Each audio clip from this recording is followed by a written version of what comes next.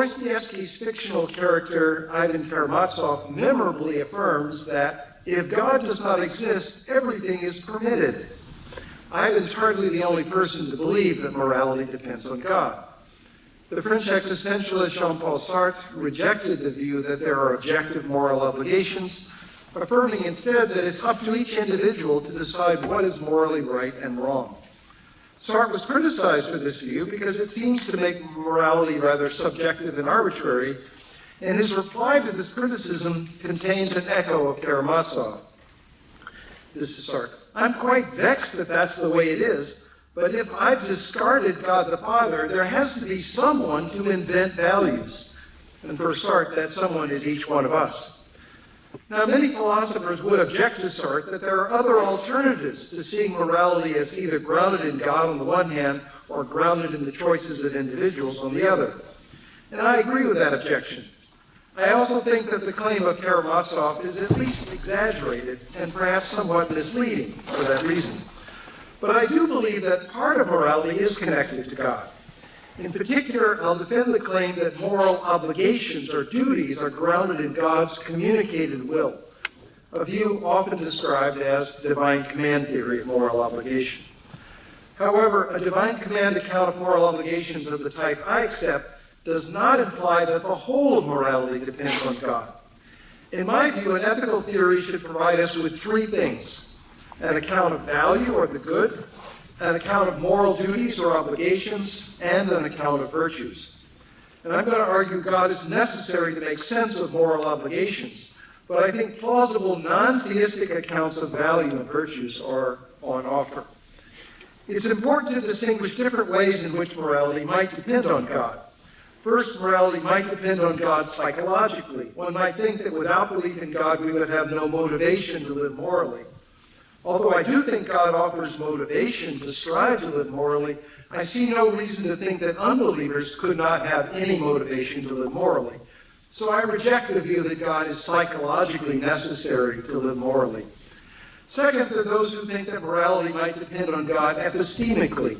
Someone might believe that a person can't reasonably believe in morality without also believing in God, that somehow moral knowledge is grounded in religious knowledge.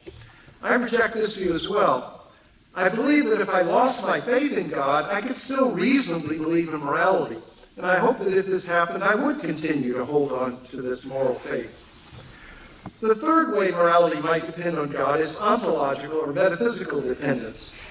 It's worth noting that if God exists at all, then everything other than God that exists would plausibly depend on God. God is traditionally understood as a necessary being who is the creator of all that exists other than himself. Thus, on the theistic picture of things, if God did not exist, nothing would exist, and that would mean there would be no such thing as morality either.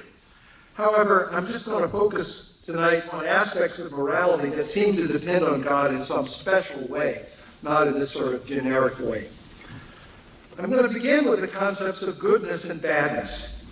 I believe we experience some states of affairs in this world as good and some as bad. For example, it's good to live a long and happy life with rich relationships to family and friends. It's bad to have the contrary, a life that is short, lonely, full of pain. So far as I can tell, these judgments about what is good and bad are reasonable for both religious believers and unbelievers. Furthermore, it seems to me that as soon as one has such normative properties as goodness and badness, one has something like morality. One has reasons to act in certain ways and to avoid acting in other ways. Thomas Aquinas, for example, claimed that the first principle of what he called the natural law was that one should, quote, pursue the good and avoid the bad. Although Aquinas believed that the natural law stemmed from what he called God's eternal law, he saw this first principle as one that any reasonable person should accept, regardless of their views about God. As soon as we have goodness and badness in the world, then we have good reasons to act in particular ways, and this seems true whether or not God exists. If one accepts a realist account of value, then it looks like some ways of acting will be good and some ways of acting will be bad. Rejecting God would not automatically then compel us to be moral nihilists or to follow Sartre in thinking that each of us has the power to make a, quote, radical choice about what is good and what is bad. However, although we might have values and good reasons to act in particular ways in a godless world, it doesn't follow that we would have what I would call moral obligations in a strict sense of that word. An act can be good, even morally good, without being obligatory. And I can have good reasons to do something that I'm not morally obligated to do. Suppose some other university offered me $10,000 to give this very same talk next week. That would seem like a pretty good opportunity, and I would have good reasons to accept the offer. However, if I turned down the offer because I preferred to play golf that day, you might think I was foolish, but I doubt you would think I had done anything immoral. So what is an obligation, and how do obligations come into existence? First, notice there are many kinds of obligations, not just moral obligations. There are legal obligations, marital obligations, obligations of friendship, and many more. If we look at such obligations, they all seem to me to rest on some kind of relationship to other persons, or perhaps to some institution composed of persons. If I join the Kiwanis Club, I'll be obligated to pay dues and attend meetings. If I get married, I thereby incur obligations to my spouse. If I move to a new state, I'll be obligated to obey the laws of that state. My own view is that to have an obligation, some person or human social institution must have a right or claim on me, so that if I fail to satisfy this right or claim, that person or institution may justly blame me for the failure. This is what philosopher Robert Adams has called a social theory of obligations. Now, obviously, not all obligations are moral obligations, as I've already said. We can easily imagine legal obligations, for example, that contradict moral obligations. Suppose you lived in a racist state with racist laws, and obeying those laws would be morally discriminatory in morally objectionable ways. If we accept the social theory of obligation, what social relationship could be the ground of moral obligations? I think there are at least three possibilities. The obligations could stem from my relationship to myself, they could stem from my relation to other human beings, or they could stem from my relationship to God. The first option is taken by contemporary Kantians, people like Christine Korsgaard.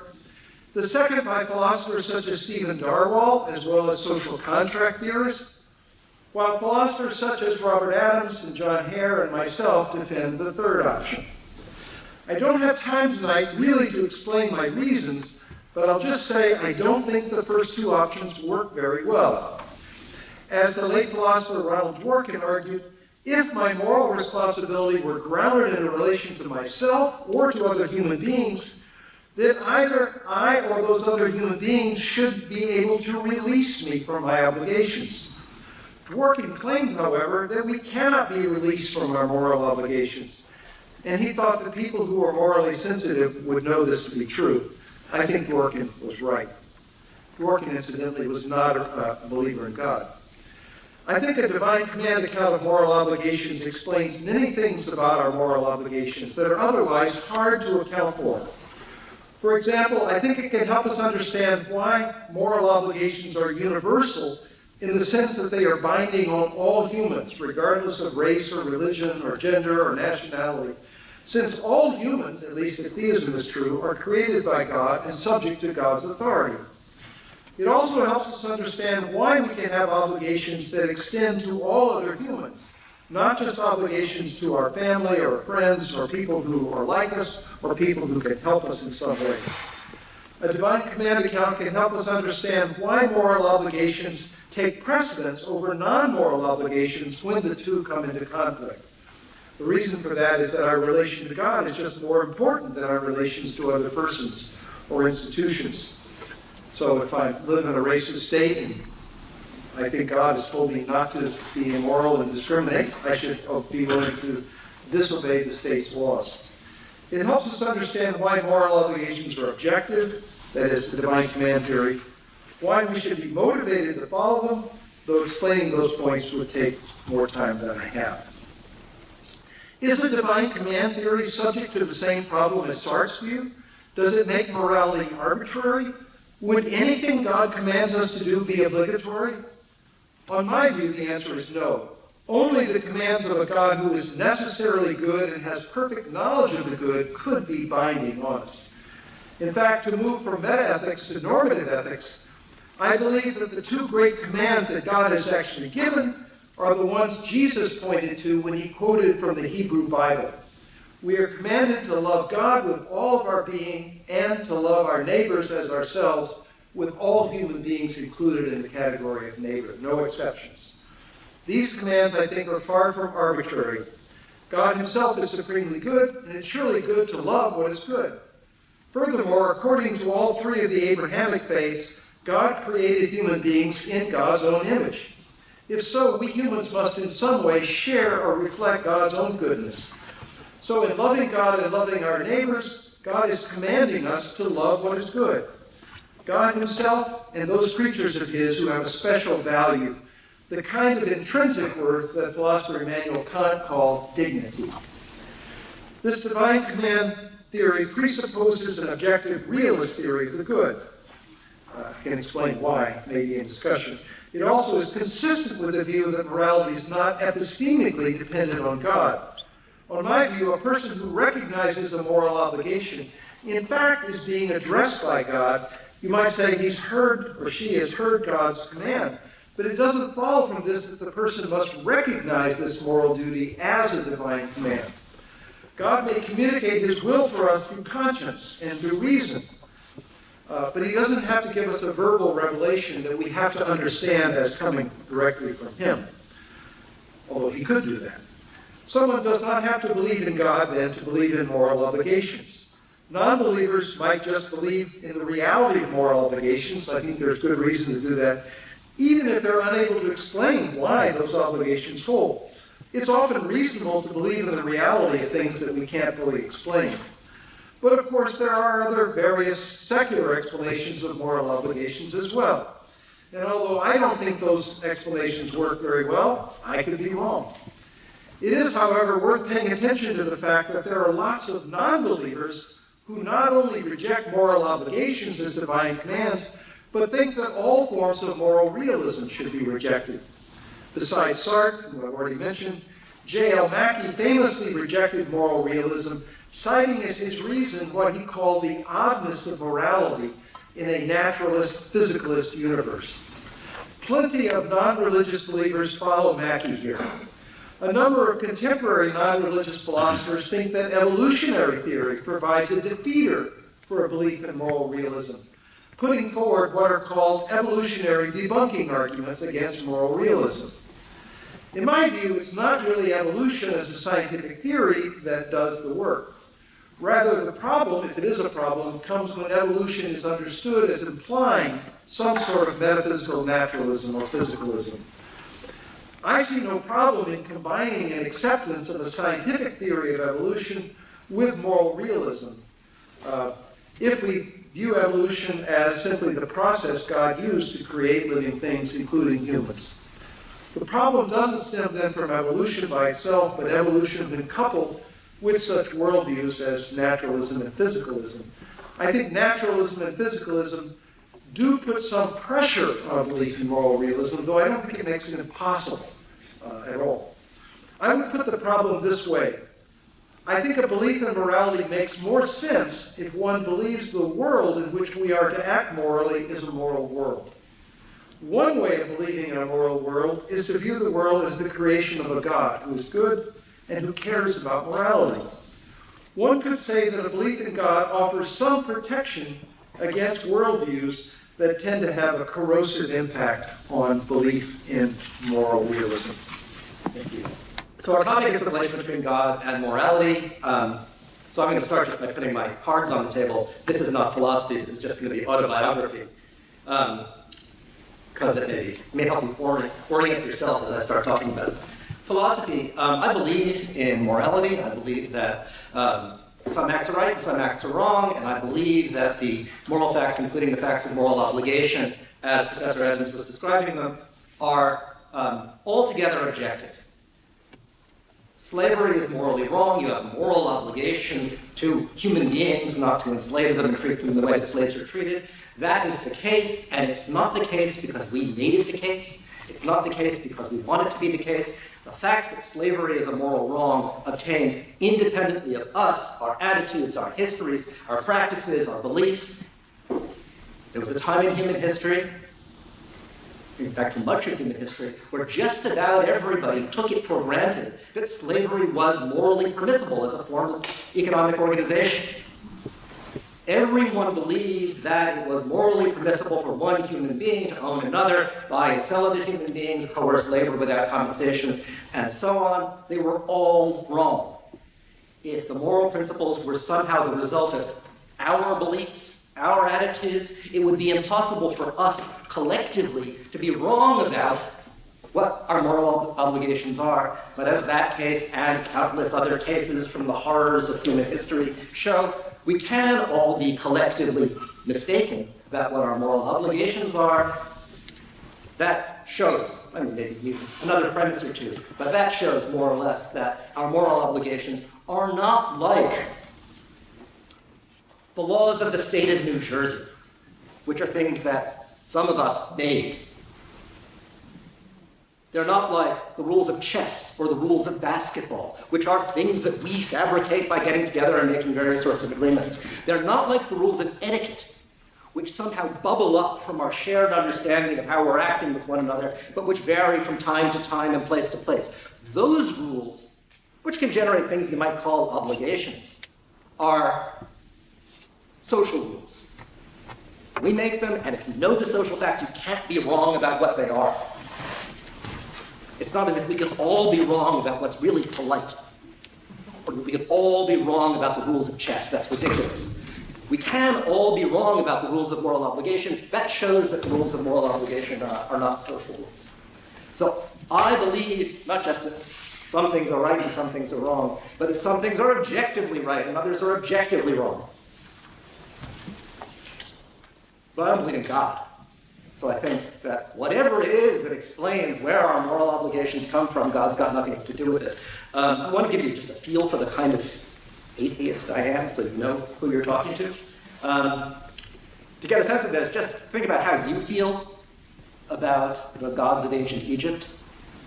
The Egyptians worshipped Ra and Osiris and Isis and all of these other things. You don't. You don't believe in these things. You think they're made up. And moreover, this attitude you have towards the gods of ancient Egypt, I'm guessing, it's an educated guess, but you'll tell me if I'm wrong. That's not something you came to as a result of earnest, searching, agonized spiritual reflection. You heard about these gods when you were in school, and you knew from the beginning they were made up. You were never tempted to believe in Ra and Osiris and the rest of them. That's how I am when it comes to the God that I suppose many of you believe in. My parents were scientific atheists. As far as I can tell, everybody I knew growing up was some kind of scientific atheist. I knew there were people who went to church and so on. I figured they were just doing it for social reasons or because their parents made them. I knew that there were places where people took this sort of stuff more seriously. But it never occurred to me until quite late that there were still educated grown-ups in my world who took religion seriously. It wasn't until I got to college that I met people who were genuinely religious and believed the kinds of things that I thought were a relic of the past, and that really surprised me. I started talking to people.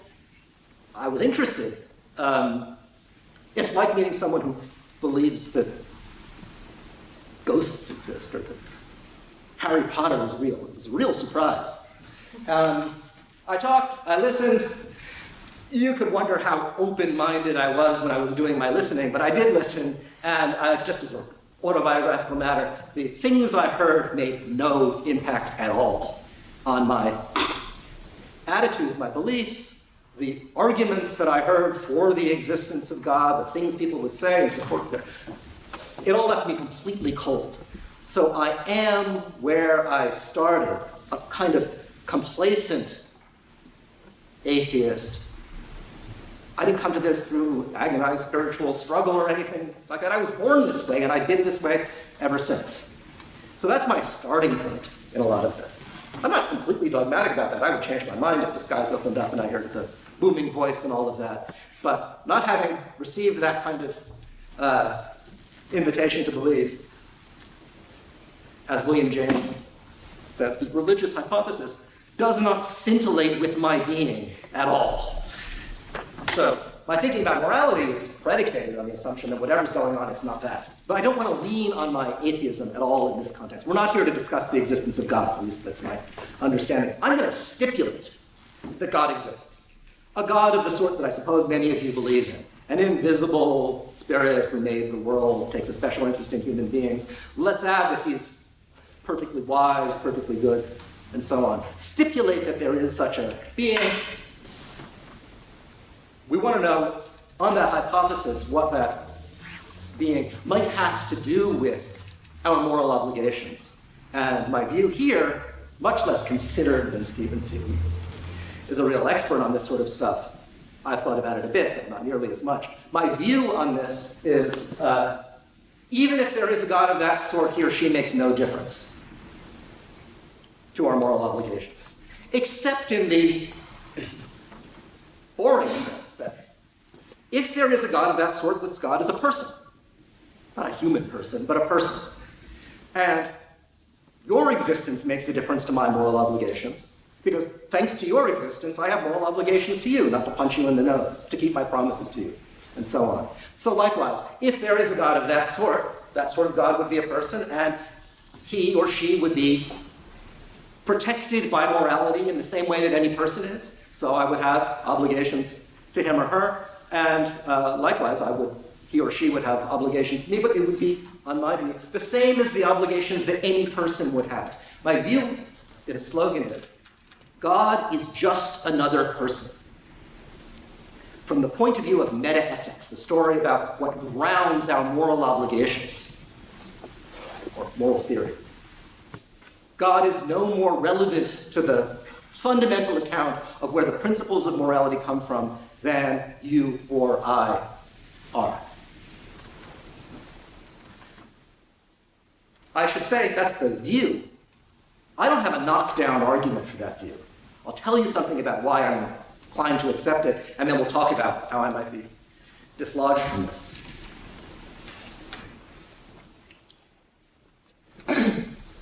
I'm going to take it as obvious that you have no power to institute moral obligations de novo, from nothing. Of course, you can make a promise, and if you make a promise, then you have an obligation to keep it.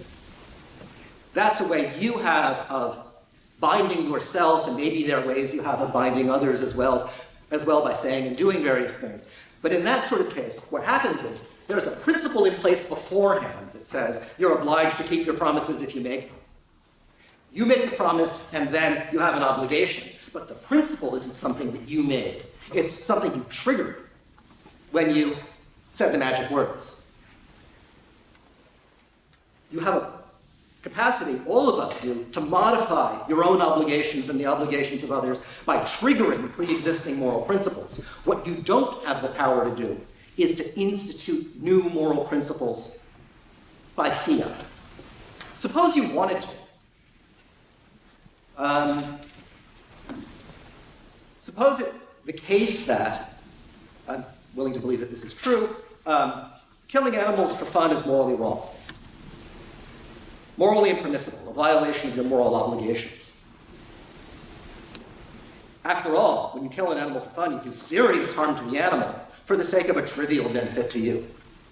And it's got to be a general moral principle, I think, that it's morally impermissible to cause a being serious harm for the sake of a trivial benefit.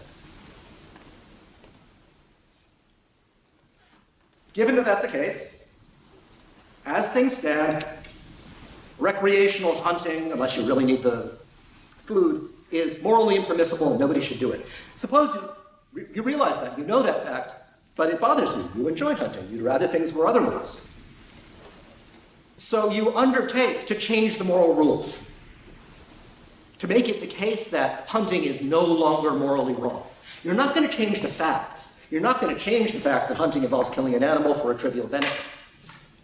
You're not going to change the facts about the goods and bads involved. It's very bad for the animal, a little good for you. You're not going to change any of those things. You just want to shift the obligations that flow from those facts As things stand, you're morally required not to do it. You want that to change. So you go on your soapbox in the park, and you say to anyone who will listen, henceforth, hunting is morally permissible. Henceforth, it's okay, at least when it comes to animals, to cause them great harm for the sake of a trivial benefit to us. Saying those words has no effect. You were talking to the wind and made no difference to anyone's moral obligations, even your own, just by saying the word. You don't have the authority. You don't have the power. I think God is in the same position. God can issue commands. There is a God. So can you. But there's no prior moral principle that says commands are to be obeyed. If you can command me to jump up and down like a chicken, something interesting just happened, but you have not produced in me anything like an obligation to jump up and down like a chicken. You haven't done anything except make some noise. There is no moral principle in advance that says commands are to be obeyed. There are special circumstances in which commands are to be obeyed. If you've signed up for something, you've taken a job where you're supposed to follow somebody's orders, you've joined the army or something like that, then in those very limited circumstances, when you have voluntarily placed yourself under someone else's command authority, then if he or she issues a command, because you undertook the obligation in advance, you're under some pressure to comply. But in the absence of that, commands don't generate obligations. I'm interested to know how it could matter whose command it is. I haven't signed up to be under God's authority. I didn't take a job where I agreed to do whatever God commanded. In that respect, I stand in the same relation to God as I stand to you.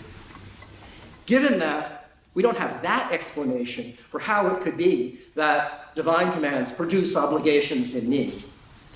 And in the absence of that sort of picture, I don't see how it could work. It's true that God is different from you, much smarter, much better. But suppose I knew that you were very, very smart and very, very good. Maybe, good enough, smart enough on some issue. And I'm also fully aware of the goods or bads involved in some particular episode, the goods to the animal, the harms to the animal, the goods to me, and so on in connection with hunting, let's suppose. Before you say anything, hunting is, let's suppose, morally wrong. And then you, good person, smart person, say, change my mind, hunting is okay now. You haven't changed the underlying facts, you've just said the words.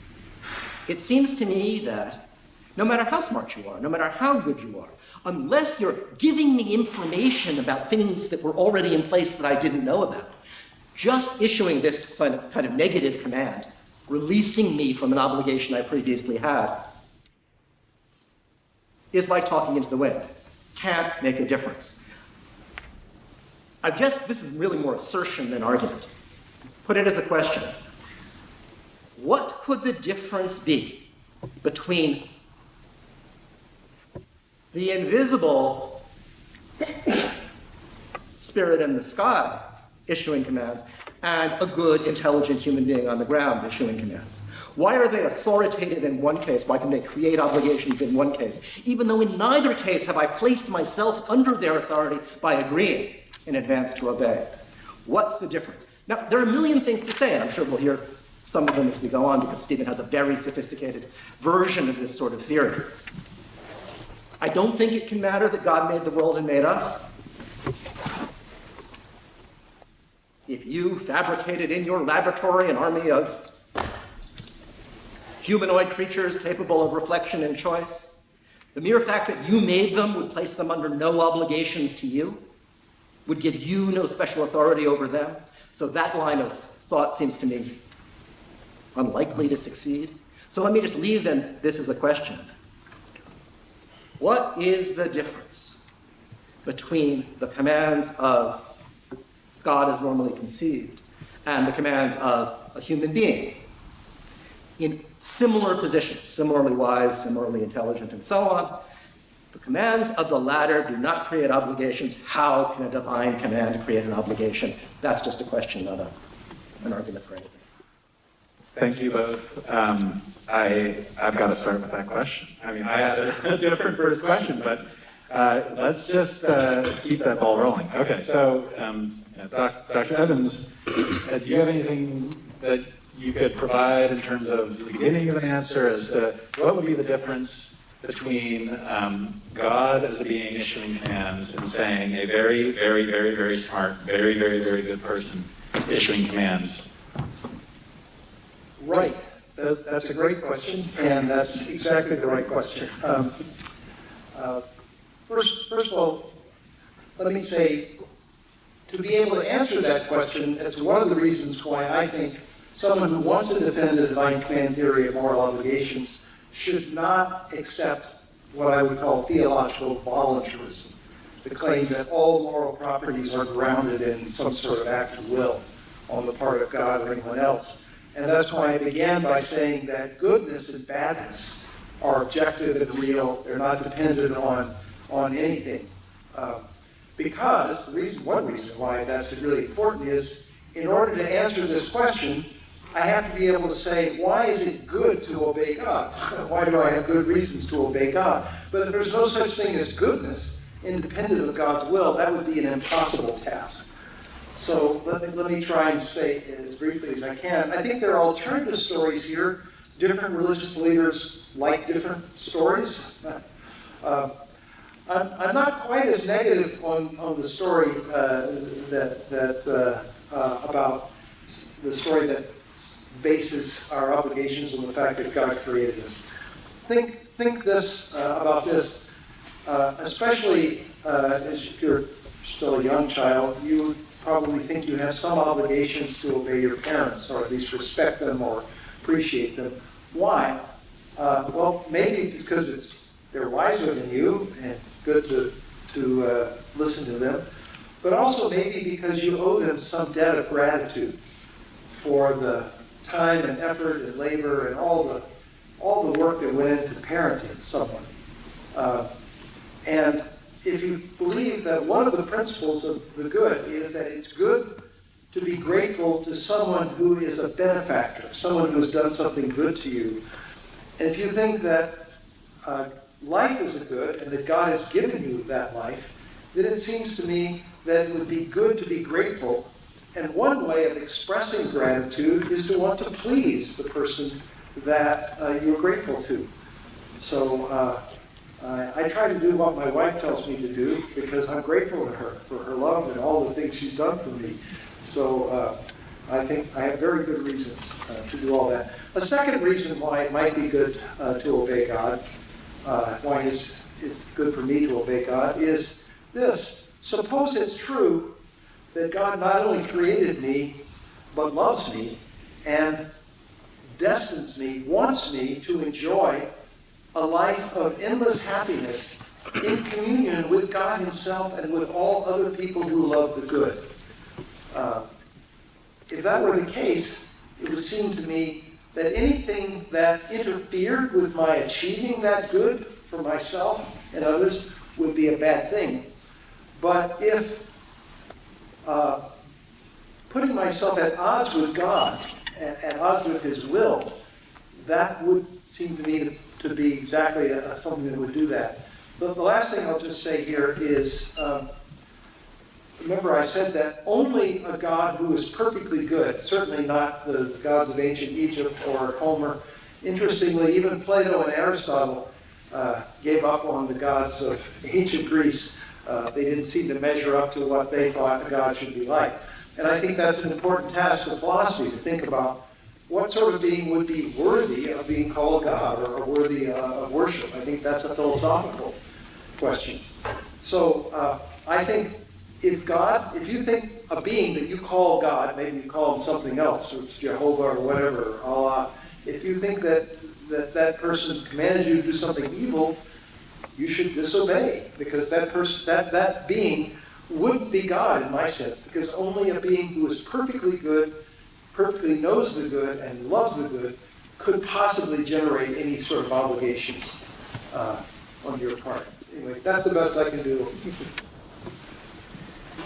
As a father of a 6-year-old, I'm still waiting for the day when my daughter obeys me and feels obligated to do what I want her to do.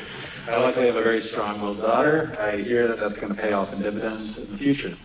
Dr. Evans, I'd like to offer you now the opportunity. While Dr. Rosen was speaking, were there any questions that popped up in your mind that you felt like posing to somebody who is equally also a moral realist, but who feels that God is essentially superfluous and the explanations required? Well, I guess I'd be interested in sort of, I did not hear, I heard an argument that God wouldn't make any difference, but I didn't hear any account of sort of how the moral obligations come into being. Is there a story to tell about that? Maybe the story would just be this, that they are somehow basic. There's no explaining them. They're just part of, and that's an answer that I think I can understand and respect and I can appreciate. But I don't think, to me, it's not as compelling or as attractive as an answer that sees the moral law as in some way connected to a personal relationship. One of the features of having morality connected to God is this: we are, in a sense, accountable to God, responsible to God, and we can also perhaps hope for assistance, because if God wants us, wills us to live in a certain way, perhaps He's obligated to help us make that possible. So we have some hope, a reason for hope, and perhaps we have some reason to think that there's a solution to what we might call the problem that morality poses. One problem is the problem of guilt, because we all fail. I certainly have failed many times. And so we have to ask ourselves, how do we deal? And I think if morality is connected to God, then the notion of forgiveness is in play in a way that it might not be if we're just having a kind of basic principle. So I don't have a foundational theory of moral obligation. I don't have a general principle that says, when we're morally required to do something, that's because blah, where it's the same answer in every case. I tend to think of it like this. If you're a physicist studying the laws of nature, and at any given stage in the development of science, you've got some hypothesis about what the fundamental laws are, Newton's law of gravitation, or whatever it is. One possibility is that you've hit rock bottom. That's the fundamental principle that governs why bodies move the way they do, and there's no explanation for why things are that way. Another possibility is you haven't hit rock bottom, and there's a deeper explanation from Einstein's theory of relativity or whatever it is that explains the thing you had before. That's always something that it's reasonable to look into. But there is a fundamental level somewhere. Eventually, you'll find, if you're lucky, you will find principles which are ultimate in the sense that they have no further explanation. You may not know them when you've got them, but at any given stage of inquiry, you should think, it could be that I've got the fundamental stuff now, it could be there's more to say. I think the same is true in moral theory. So we have a bunch of ideas about what our moral obligations are. I sketched some of them. You're morally obligated to keep your promises, you're morally obligated not to cause major harm for a trivial benefit, and so on. That's going to be a hodgepodge if you stay at that level. People like John Stuart Mill have thought there's a single principle that covers all of these cases insofar as there's any truth in them, namely, we're always required to maximize the total amount of good in the universe. I think that's nuts, but that would be a fundamental principle. Kant had a different idea. We're always required to respect the rational humanity in other human beings, and that entails only acting in ways to which they can freely consent. That explains all of the other principles, and so on. I don't subscribe to any of those views, but it could be that the moral domain has the same structure as the domain of natural law.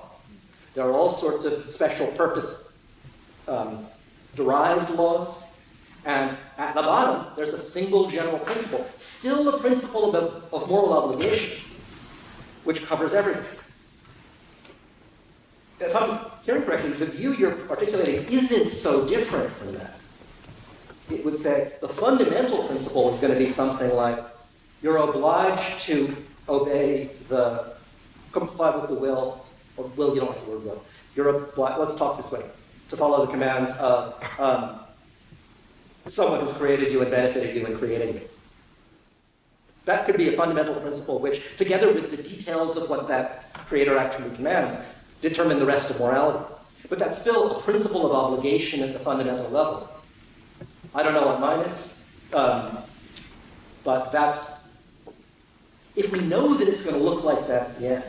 So, let me ask a standard question about this, the kind of view you have. If the principle at bottom is something like, you're morally obliged to obey the commands of a being who has created you and benefited you and creating you, where does that principle come from? If the principle at bottom is a principle of obligation, then the being can't conjure that principle into existence by commanding it. This is the oldest argument for divine human theory. So are there principles of obligation that are prior to God's will, that enable God to institute obligations by willing?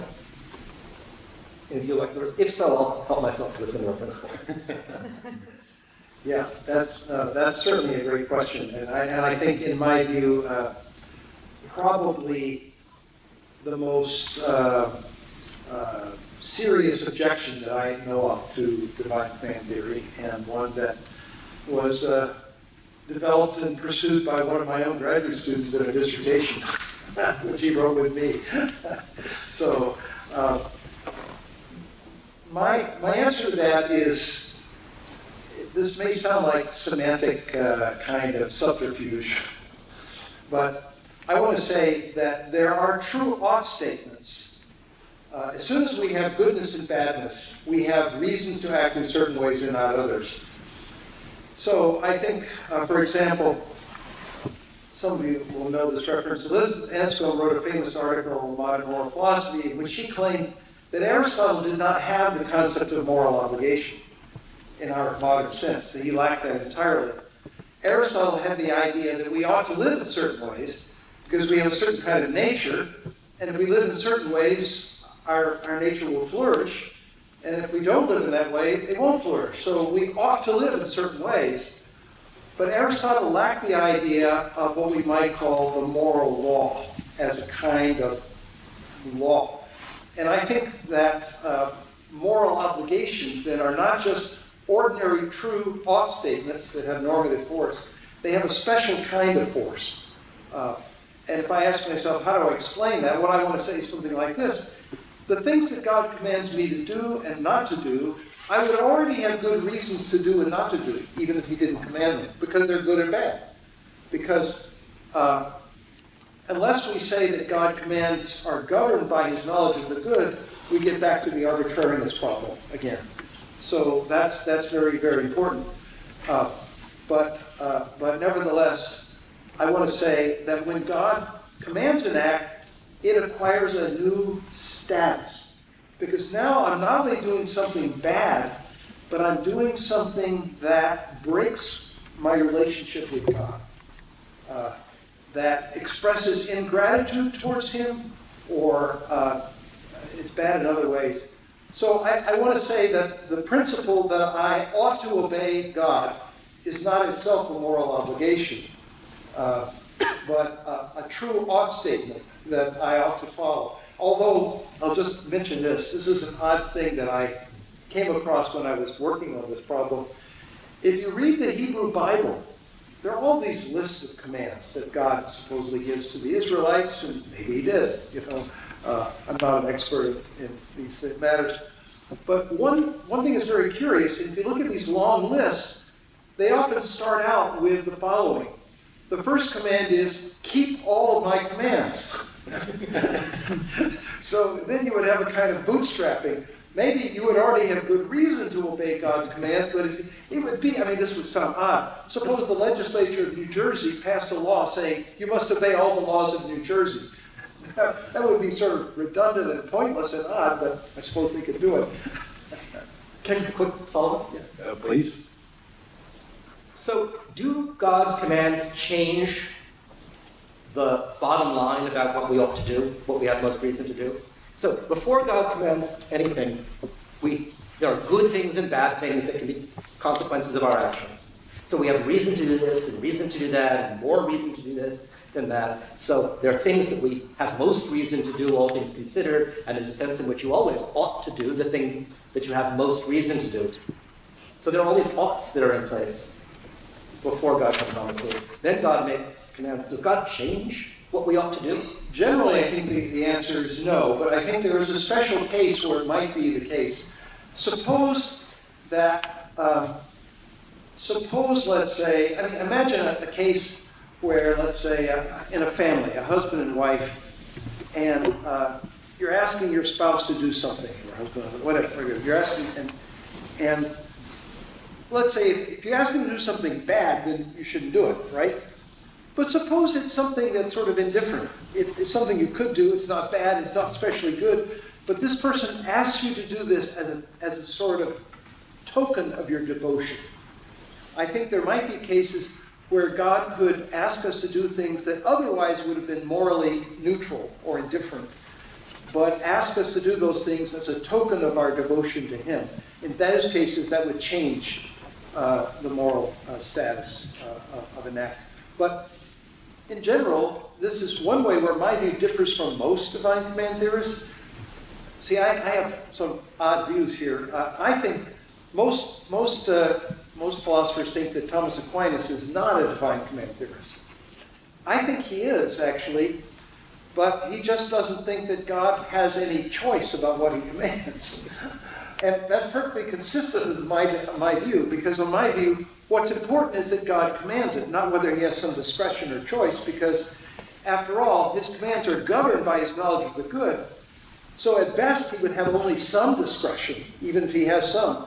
But perhaps he has none at all. Maybe he has a choice about what kind of world to make. But once he has chosen to create a certain kind of world, perhaps his commands for that world are fixed by the good in that world. I think that's perfectly possible.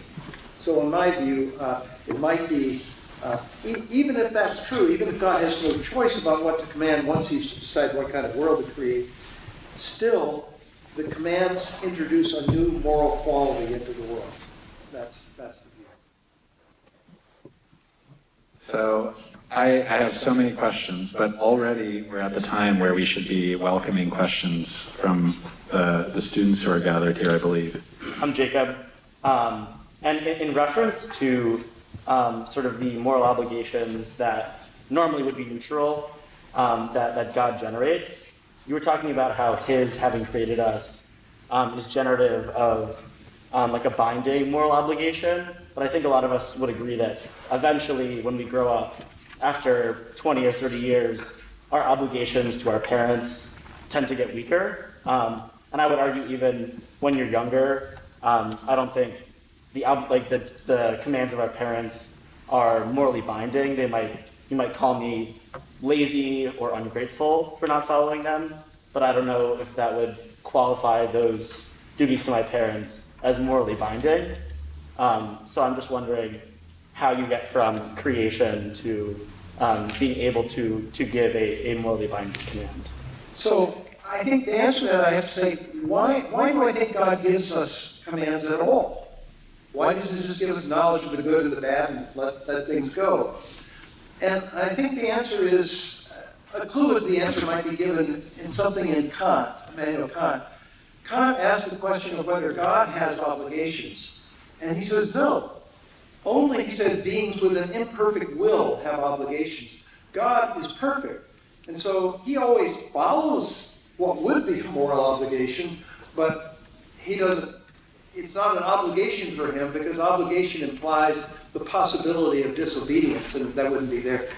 I think that we are such imperfect beings, and we need obligations.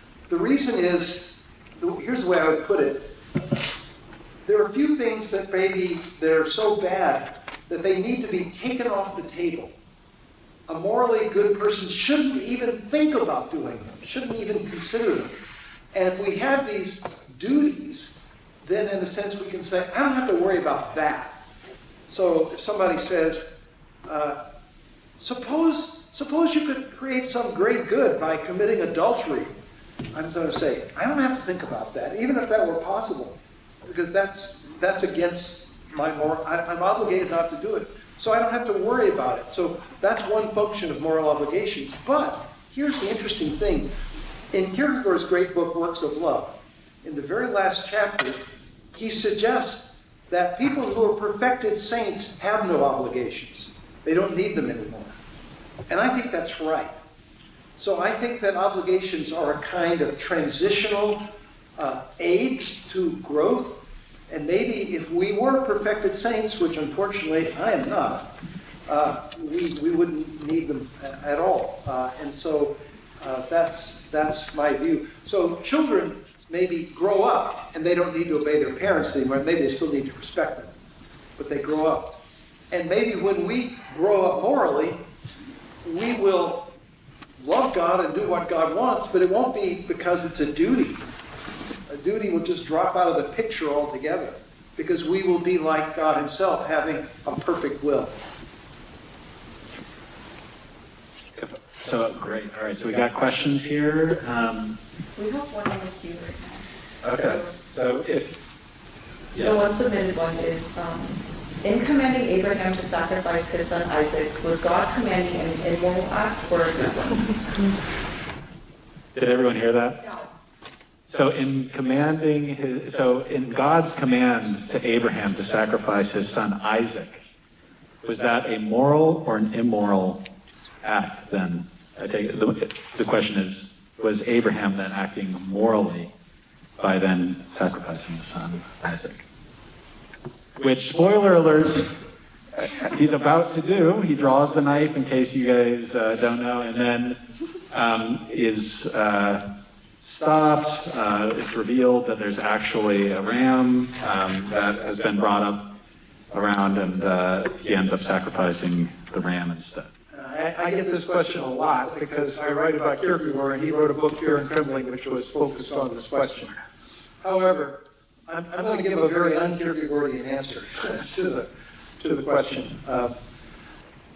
First of all, let me just say, I'm not a biblical scholar, and so I don't know what people think about the historicity of this biblical story. I suspect that if you go and talk to whoever at Princeton teaches this sort of stuff, they might have serious doubts about whether this ever happened. You know, it's a story that comes down to us. But anyway, leave that aside. Suppose it did happen. Here's the situation. We're talking about a cultural, historical context in which infant sacrifice is common by many tribes in the ancient Middle Eastern world. People all around Palestine were doing this.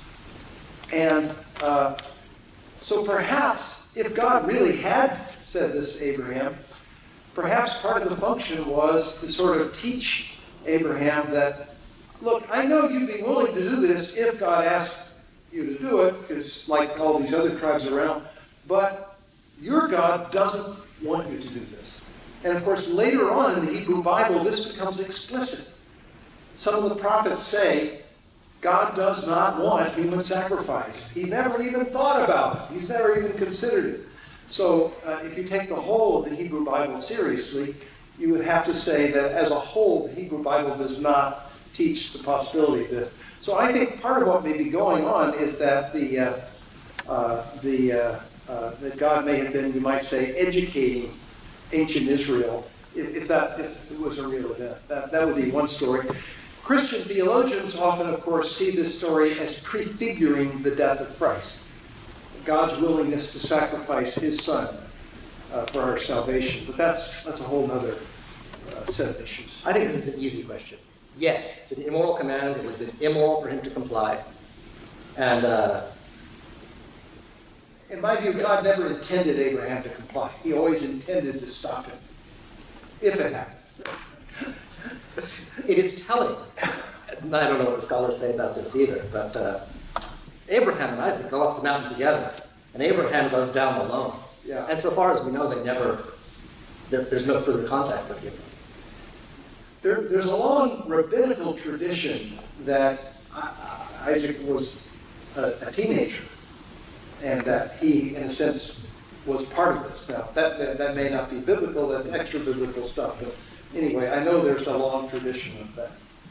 Well, I'd like to put just a follow-up in here to also involve Dr. Rosen. So the first question, do obligations change? So I know, like, without putting you on the spot, obviously, you don't know if there is this sort of what the deeper moral principle is, but in your view, do moral facts change? Not the basic ones. Right. So there can be facts about, whether you should pay your taxes. Now that's going to depend on who's running the government and what they're doing with the money, and so on. So that kind of thing can definitely change over time. But the basic principles that tell you what you ought to do or obliged to do, given the facts, those are independent of the facts, so they don't change. Thank you. Okay, so hands. All right, so raise them high for all of you that want to ask questions.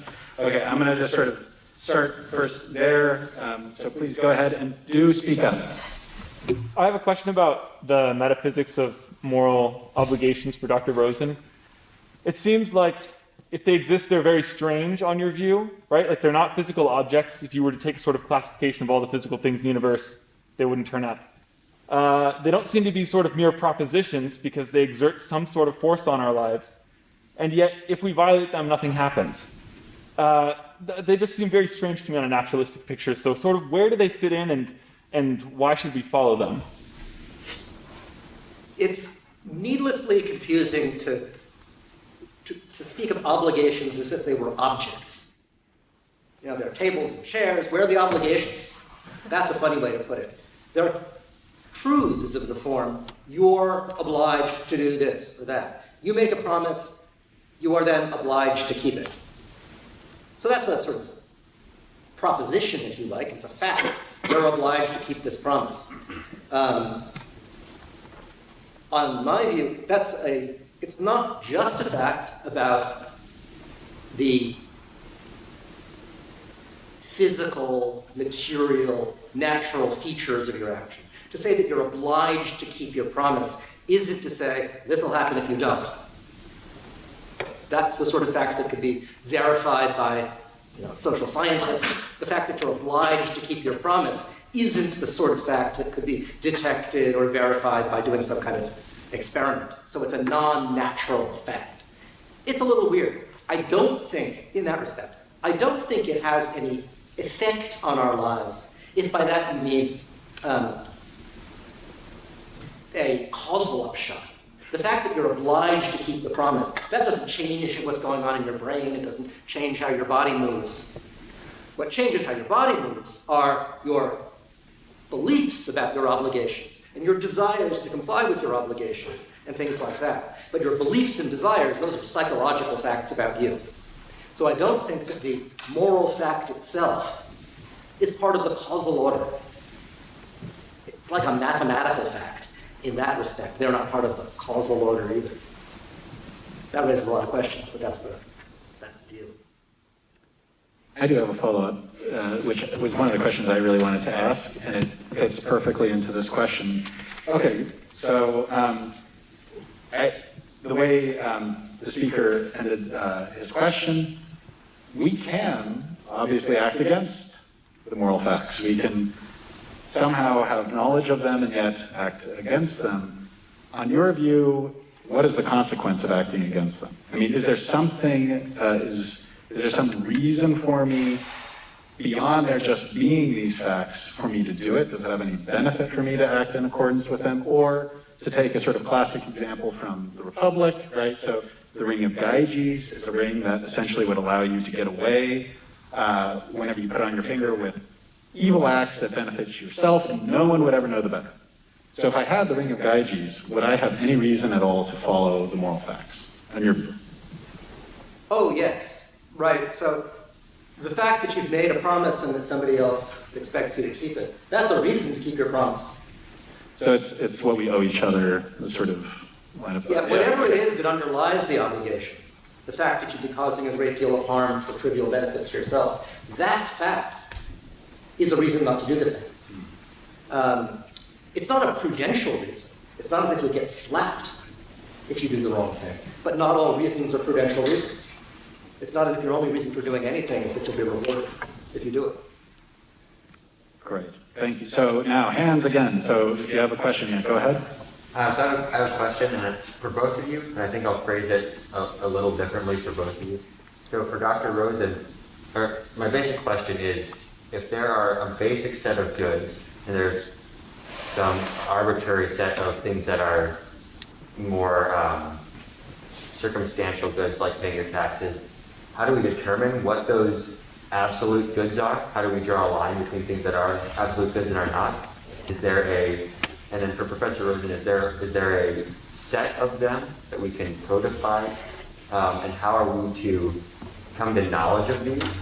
And then for Professor Evan, I would pose the same question, but also, I guess, add, if God cannot act outside of good, then does he, and in asking how do we come to knowledge of this set of things, do we only come to knowledge of those through God's commands? Does he tell us the complete set of good, or is there things that are good that God does not tell us? And if so, how do we come to know those things? Dr. Evans, why don't you begin? Okay, well, first of all, I think that I think basically God allows us to come to know what's good and bad just using the cognitive faculties he's given us. Those are not things that we need a special revelation to discern. The example I gave, it's good to live a long, happy life with friends and family, bad to live a short, painful, lonely life. We just know that we come to find those things through living and experiencing the world. So there's no special, and even as far as moral obligations are concerned, I think God has very good reasons for making it possible for us to recognize these things, again, through our cognitive faculties that he's given us. Intuition might be one of those, so if they're like mathematical principles, we can come to know them through rational intuition. We might have emotions that are in some way tuned. I think that we do. There's a very interesting book that I recommend by Paul Bloom called Just Babies. He's a psychologist, not a philosopher. But there's now quite a lot of research showing that extremely young infants are more or less programmed to recognize injustice and be unhappy when they see it. It's part of our nature. It's built right into our nature. I think, in fact, this is one of the things that supports a sort of religious view of morality, the fact that there's this fit between our nature and these truths, even if they are basic truths. That's a hard thing to explain. The people who do these so-called evolutionary debunking arguments try to make use of this gap. They try to say, how is it that evolution just happened to program us to come up with the right moral principles that we find attractive? I think that's a hard question to explain, and I think a theistic sort of worldview makes more sense of that. I don't think it's a knockdown proof, but it's a point in favor of the theistic view. Dr. Rosen? So I quite like the question, how do we identify the basic goods? So there are lots of things that are, as a matter of fact, good, like coming to a lecture, going out to dinner, watching television. You know those things are good because when you're thinking about what to do on an evening, you are aware of excellent reasons to do those things. And whenever you're aware of a reason to do something, you're seeing that thing as good, in a way. Not morally good necessarily, but worth doing. That's, when it comes to activities, that's what it is for an activity to be good. But those things are not fundamental goods. If it's good to go to the movies, there's something about going to the movies that makes it good. And moral philosophy is all about trying to identify the basic features of actions and attitudes and responses to the world that make them the good things that they are. So I do think there's a list. And the way you arrive at the list is by asking in all of these cases, I know that's good, what's good about it? And you come up with a hypothesis. That's good because it promotes knowledge. That's good because it's a realization of friendship. That's good because it's the experience of beauty. And it might be, as some philosophers have thought, that even underneath that diversity of goods, there's really only one, something like pleasure. That's the classical view of the tradition in philosophy. I think that's a mistake. I think there are going to be 12 things, 13 things on the list, which are worth pursuing, not in virtue of the fact that they realize something else, but for their own sake. And it's up to philosophical reflection to take that exercise to completion. Can I say one more thing? Please. One possible thing one could say is that I agree that there's a plurality of goods. At least from our point of view, there's a plurality of goods. But there still might be something that unifies them. If in some sense you believe in what we might call the transcendence of the good, if you had any inclination at all to think Plato was onto something, and if you think that the good is something transcendent, then it might be something infinite. But even though it's transcendent and infinite, it might be that finite things reflect in different ways that ultimate good. So we might still want to say there's something that unifies all these things, even if we can't really explain it, articulate it, because of the transcendence of the good. So this one is for Popper. About the analogy between science and morality, it seems very easy to test for scientific theories, i.e. if my physics doesn't predict or explain, my apple falls from the tree, it's garbage. But how would we test on moral truth? Did everyone hear that? No. So the question, sorry. On Dr. Rosen's analogy between mathematical facts and ethical facts, we seem very good at being able to test mathematical facts. It doesn't seem like we're quite as good at testing ethical facts, so that's the question to Dr. Rosen. How does that analogy work? Yeah, I didn't mean the analogy between ethics and physics to go that far. I think both involve laws, and the laws are structured so that they're basic ones which explain derivative ones. So on the metaphysics side, I think there's a nice analogy between the structure of physical law and the structure of moral law. On the how do we test them, how do we know side, it's completely different. The question is quite right. You test physical laws because they imply predictions about what will happen if you do an experiment. You run the experiment. If the thing doesn't work out, then that counts against the law. The moral principles don't imply anything about what will happen if we do this or do that. Nothing detectable anyway. So the method in ethics can't be that kind of hypothesis testing. How do you do it? This sounds kind of lame, but I don't know a better answer. At any given stage, you've got a bunch of moral views. They are, to some degree, incoherent. That is, maybe they're contradictory. Anyway, they don't hang together. You scrutinize the moral things you already know, or think you know, and you try to bring them into a harmonious system. You try to find general principles that strike you as plausible, that explain all of the more particular things that you know, and that's how moral knowledge and understanding progress. That's at least part of how they progress. For example, at a given stage, you find yourself as part of a society that simply takes it for granted that men are morally superior to women, that men have a right to a sort of place in society that women, in virtue of being women, lack.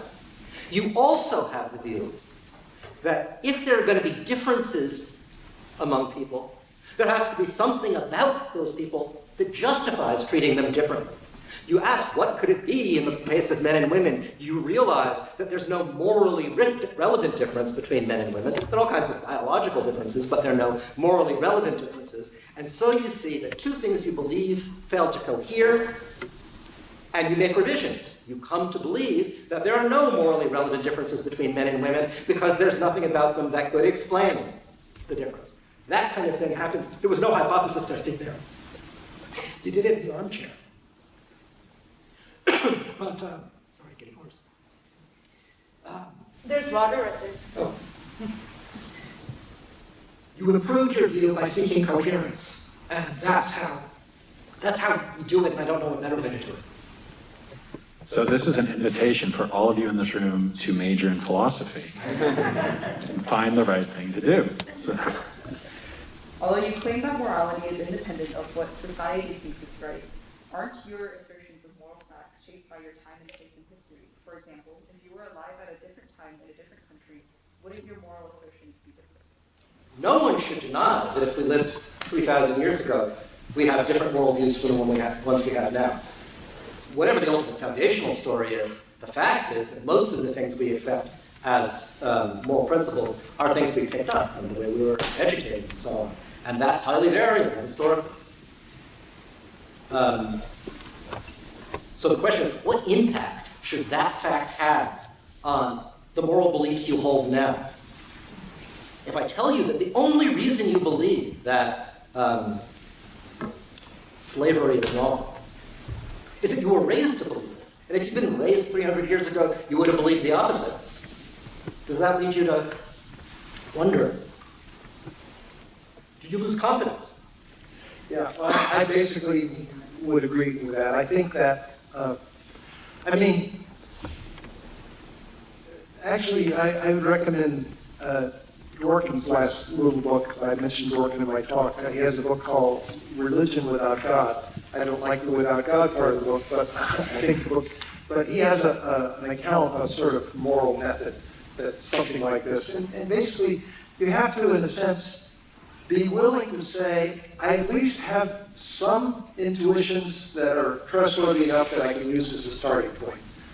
And then, of course, we're fallible. We're finite. We could be wrong about lots of things. And maybe in 3,000 years, people will look back at us the way we look back at some of our ancestors. That's very possible. People will look back at me and say, what a barbarian. He actually ate meat. It's a fantastic exercise. You should definitely do this. Ask yourself, what is it in your moral thinking where you take something for granted that you can expect that, in the future, that will seem as misguided as slavery now seems to us. It would be a miracle if we were the first generation in history to have gotten it all right. Every previous generation was massively wrong about hugely important things that strike us as totally obvious now. We must be wrong in the same way as they were. But about what? People say that maybe eating meat is the best candidate there, but it can't be the only one. Where are our blind spots?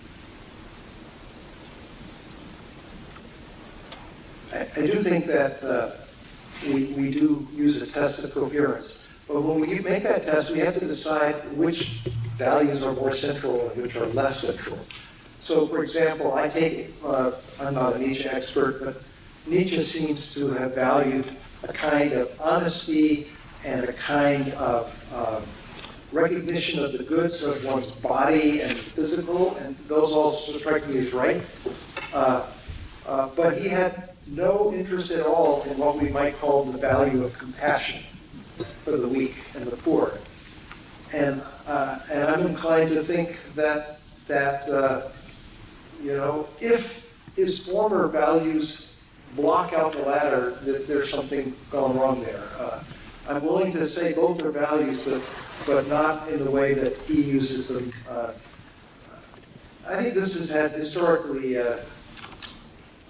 can have devastating consequences. If you look, for example, at someone who many people think was a great 20th century philosopher, Martin Heidegger. Heidegger started out wanting to become a priest, and he started reading Nietzsche, and I think he developed a tenure for compassion. And I think that was one of the reasons that Heidegger became a Nazi and never was able to repudiate his own Nazi past. He couldn't see the evilness of genocide, and that's a pretty shocking thing.